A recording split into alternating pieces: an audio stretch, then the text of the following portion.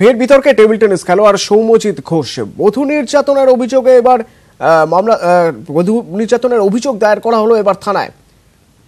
শারীরিক ও মানসিক নির্যাতনের অভিযোগ করা হচ্ছে, জোর করে কাগজে সই করানোর অভিযোগও রয়েছে সৌম্যজিতের বিরুদ্ধে। তার স্ত্রী অভিযোগ করেছেন। বারাসত থানায় অভিযোগ দায়ের। এর আগে ধর্ষণের অভিযোগ আনেন তার স্ত্রী এবং চাপে পড়ে তারপর তাকে বিয়ে করেন সৌম্যজিৎ, এবং বিয়ের পর এবার বধূ নিগ্রহের অভিযোগ সৌম্যজিতের বিরুদ্ধে।